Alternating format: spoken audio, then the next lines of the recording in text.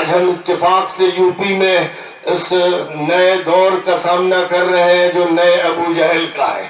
اگر پرانے ابو جہل کے لیے ہمیں یہ خطاب عطا کیا گیا تو جب جب ابو جہل کبھی کسی ماحول میں وجود میں آئیں گے اور جب جب کوئی کفر و شرک کی قیادت مسلمانوں کو کفر و شرک کی طرف گھسیٹنے کی کوشش کرے گی تو اسماعیل کی اولاد میں وہ لوگ جو محمد عربی علیہ السلام کی صدا پر لبیک کہنے والے ہوں گے، وہ ابو بکر ہوں گے، عمر ہوں گے، عثمان ہوں گے، علی ہوں گے، زید ہوں گے، بلال ہوں گے، وہ خدیجہ ہوں گی، وہ سمیہ ہوں گی، وہ زنیرہ ہوں گی، وہ ام نہدیہ ہوں گی، وہ خواتین ہوں یا مرد ہوں، بوڑھے ہوں یا جوان ہوں، سب کی ایک صدا ہوگی کہ صرف خدا کا نظام چلے گا۔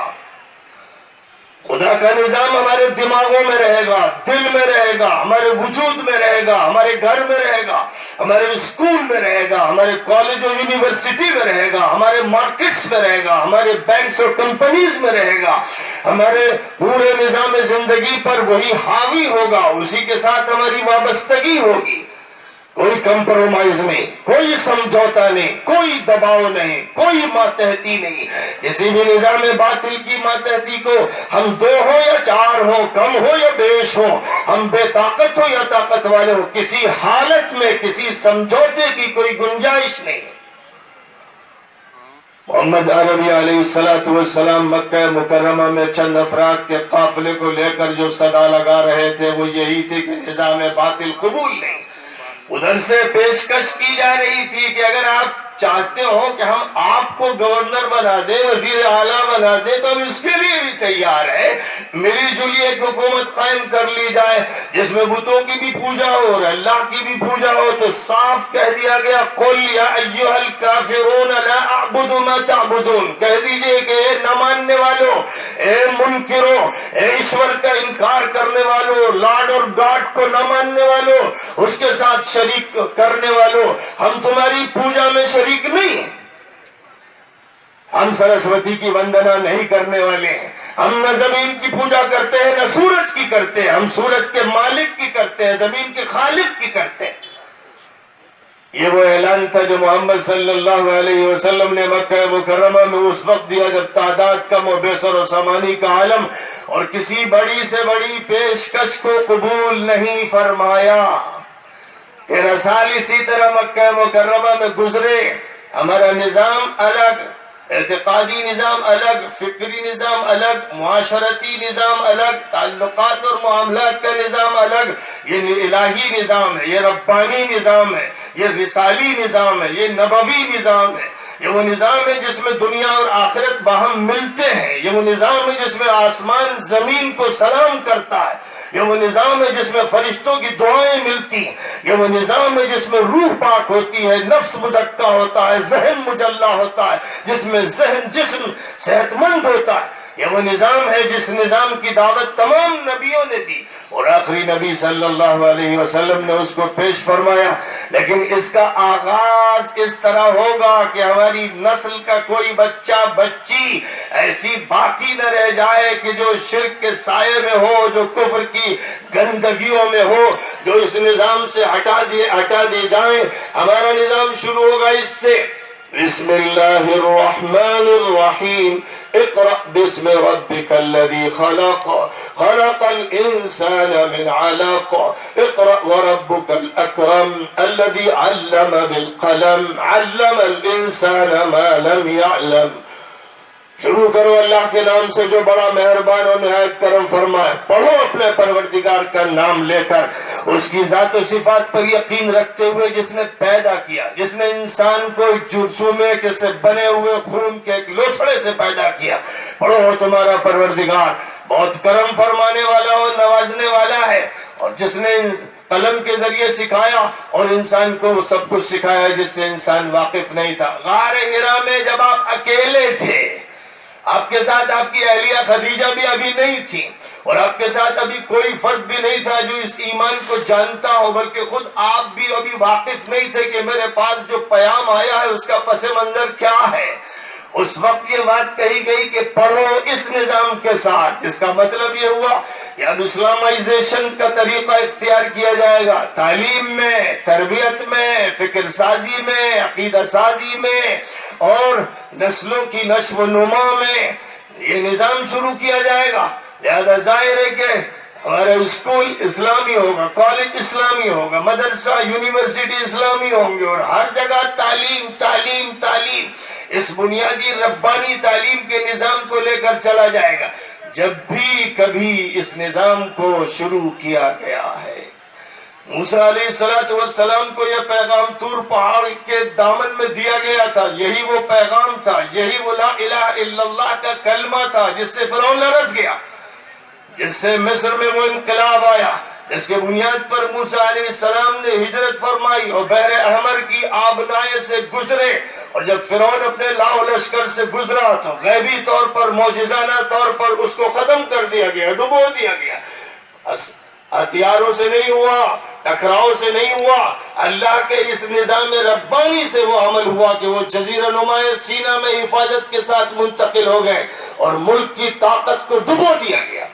یہ اللہ کا نظام ہے، جتنی مضبوطی اور طاقت سے اللہ کے بندے اور رسول کے امتی اس نظام کو اختیار کریں گے، قسم کھا لیں گے کہ گھر میں حکم الہی کے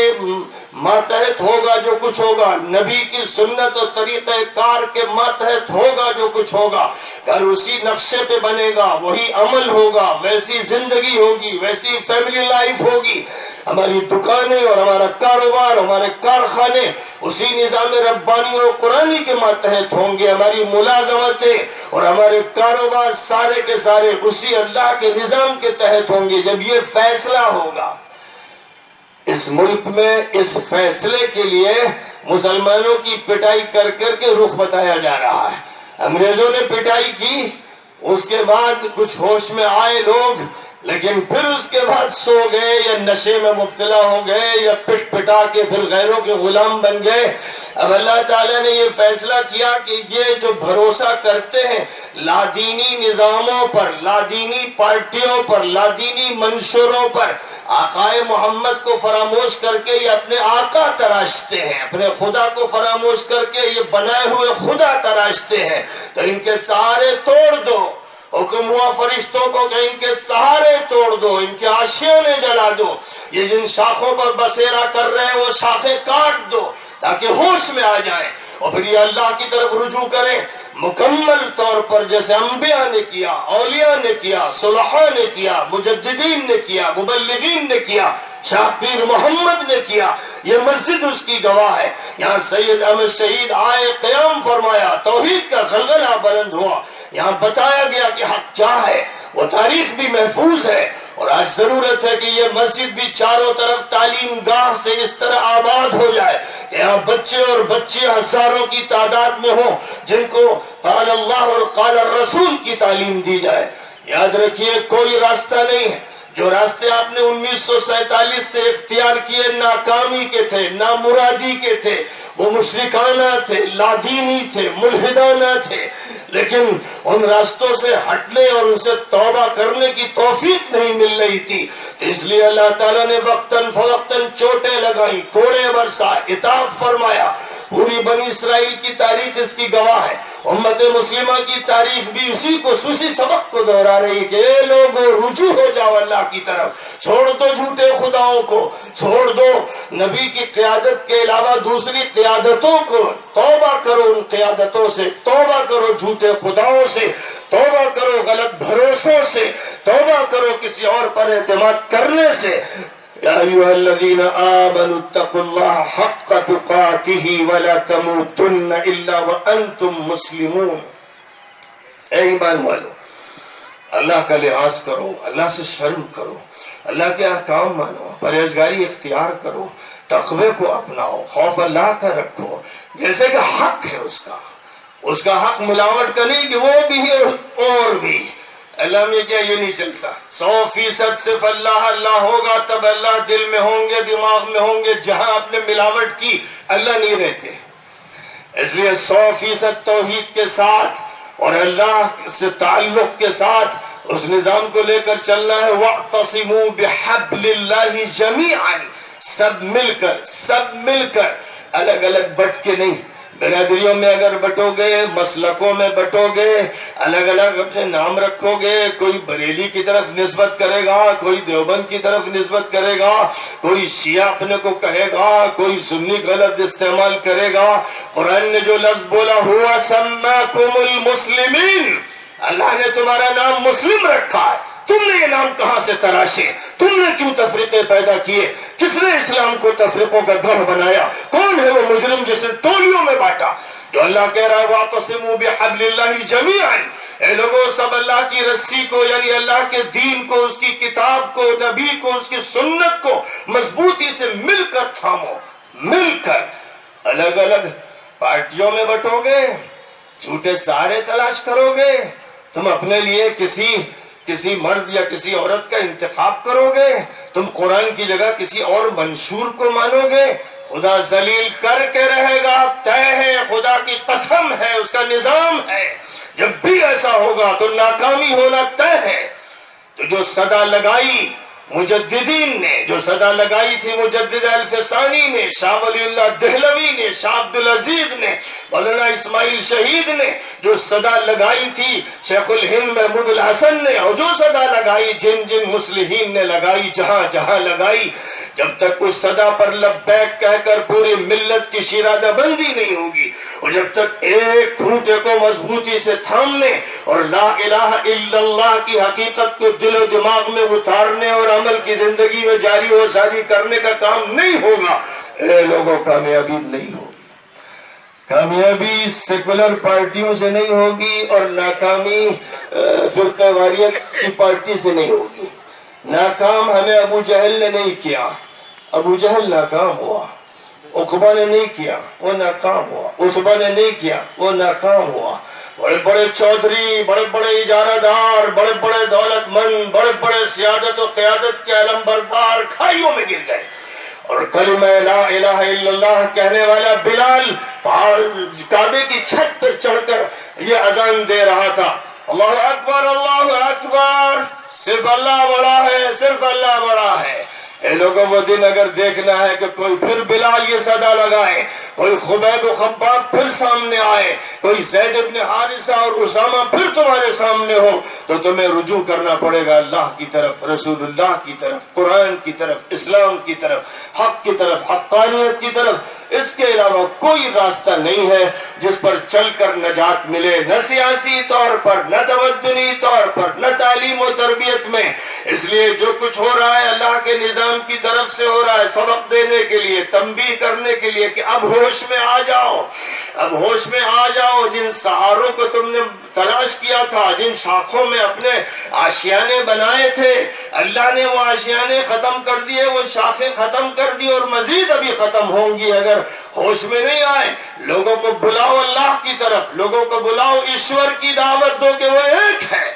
شرک کے خلاف بولو، کفر کے خلاف بولو، حق کی بات کہو، سچ کی بات کہو، امانت کی بات کہو، اور سچائی اور انسانیت کی دعوت دو، پوری قوت سے دو۔ یہ کام سونپا گیا ہے، اور یہ کام ایسا ہے جو دلوں کو جیتتا ہے، جو دماغوں کو فتح کرتا ہے، جو تہذیبوں اور تمدنوں کو مفتوح بنا دیتا ہے۔ یہی راستہ ہے، اسی راستے کو اختیار کرنا ہے اور چلنا ہے تو وحدت اسلامی محض ایک عنوان نہیں رہے گا، وہ ایک حقیقت بن کر جلوہ گر ہو جائے گی۔ ہر دل میں وحدت اسلامی کا نشہ ہوگا، ہر دماغ میں وحدت اسلامی کی فکر ہوگی، صفیں متحد ہوں گی، نماز کی صفیں زندگی کی صفوں میں تبدیل ہو جائیں گی، اور پوری زندگی نماز کے سایہ تلے اللہ کی بندگی سے وابستہ ہو جائے گی۔ میں آپ سے لمبی چوڑی بات ظاہر ہے کہ اس موقع پر نہ کر سکتا ہوں، نہ کرنا چاہتا ہوں، لیکن یہی وہ پیام ہے پوری قوت کے ساتھ۔ حالات کتنے ہی بدل جائیں لیکن توحید نہیں بدلے گی، رسالت محمد نہیں بدلے گی، قرآن نہیں بدلے گا، شریعت نہیں بدلے گی۔ اس لیے ضرورت اس بات کی ہے کہ مضبوطی کے ساتھ اور بنیادوں کو تھام کر ہم اپنی عمارت تعمیر کریں اور آگے بڑھتے چلے جائیں۔ مسجدیں نمازیوں سے بھر دی جائیں، مدرسے طالب علموں سے بھر دیے جائیں، اسکول و کالج کا اسلامائزیشن کیا جائے، اور کہیں پر بھی شرک و کفر کو کسی ذرے کے طور پر بھی قبول نہ کیا جائے۔ دل کو پوری طرح سے تمام غیر توحیدی خیالات سے اور افکار سے پاک رکھا جائے، تو انشاءاللہ ان تنصروا اللہ ینصرکم ویثبت اقدامکم کی پیشین گوئی اور وعدہ الہی ہے کہ دین الہی کی نصرت کرو گے اور اللہ سے جڑو گے تو اللہ تمہاری مدد کرے گا اور تمہارے قدم جما دے گا. کوئی تمہیں اکھاڑ نہیں سکتا. اکھاڑنے والے خود اکھڑ جائیں گے, فنا کرنے والے خود فنا ہو جائیں گے, اور جو بڑے ہیں وہ چھوٹے ہو جائیں گے اور جو چھوٹے ہیں وہ بڑے ہو جائیں گے. یہی نظام الہی پوری تاریخ انسانی میں کار فرما رہا ہے. آج بھی یہی رہے گا, کل بھی انشاءاللہ یہی ہوگا. وآخر دعوانا ان الحمد للہ رب العالمین.